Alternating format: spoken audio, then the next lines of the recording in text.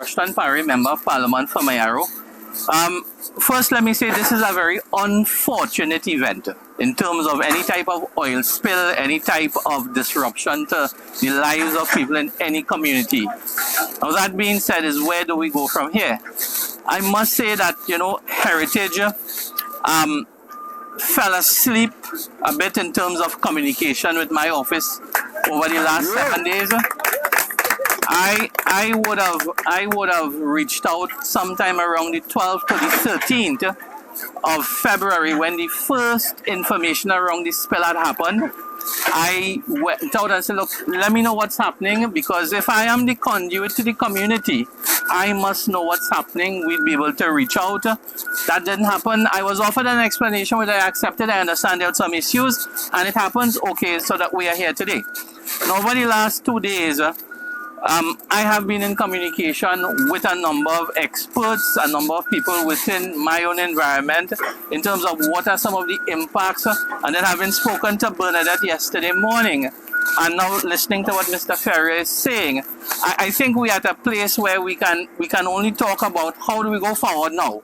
Mr. Ferrier raised some key long-term issues, which I think is absolutely important in terms of, farmers, our wildlife.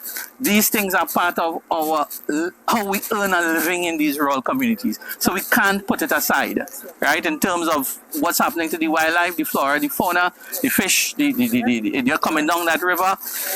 Anything happens in the river ends up seawall.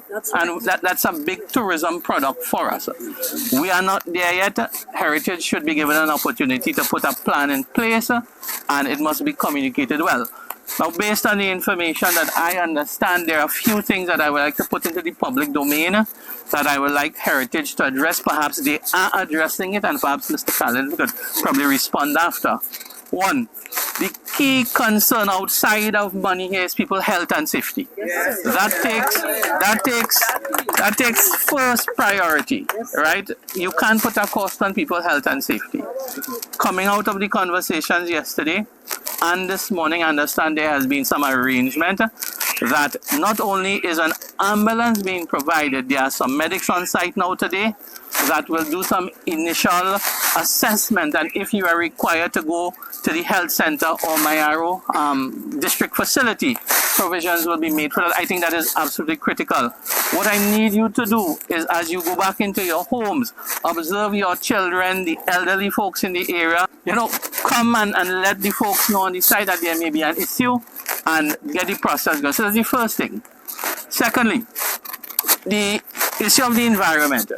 I would probably really like, as I said, I have had no formal information coming to the MP's office. I would really like Heritage to get either the EMA or the Institute of Marine Affairs to tell us within 24, 48 hours what's the status of the air quality around us in writing, right? So saying it is one. Now, as I said, Mr. Khalil will advise whether these things are being done. I'll give an opportunity, but from my layman perspective, that to me is an important thing. Two, I would like a report from the IMA or the EMA about the condition of the water course, where a bit of the oil has gone in. I know there were some moves put in place to capture. What is the status of it as of today? What is the impact? Something in writing that all of us will be able to read and understand that this is the status. Is there a risk? Is there no risk? No, I am not a scientist. Many of you are not scientists. We may have to take the report at its word, but at least we'll have something from the experts say, well, look, it's a concern or it's not a concern at this time, or what is the way forward? So we're talking about the health and welfare of our people in the area. We've spoken about the air quality because you have to live here daily. Three, the issue of our river and water courses. The long-term thing now for me is, one, what's the time frame? How long is this cleanup going to take? Is there 10 barrels of oil? It's going to take 5 more days. Is there 100 barrels? It's going to take 10 days. Is there 10,000 barrels? It's going to take a half a year. We must know a bit what is the time frame, because we are being inconvenienced a bit as well. But if we know what is the time frame, we will adjust, because the incident has happened. We can't reverse it. We only have to go forward. And if we can understand a bit, well, look, this is what's happening. There's a lot of activities are happening. I am positively sure that it is not in Heritage's interest to stay here for 5 years. In terms of a cleanup, it is not in their interest for these emissions to continue hampering people's daily lives. So I do not believe for 1 minute that it is Heritage's business not to work and work hard at it. But we must get the assurance from them that they are working on it. These matters are important to the villagers and they will be addressing it. And I think if we can get that as the low-hanging fruit, the short-term areas, to make sure the immediate impact can be managed, I think we'll be in a good place. And as the village council sit with the management of Heritage, in terms of the medium term and the long term, how do we prevent this from happening? What is the quality of our pipelines that traverse through our community? We have been an oil community for the last 100 years. We have infrastructure inside here. What is being done to make sure that 6 months from today, we're not in the back somewhere else going through the same thing again?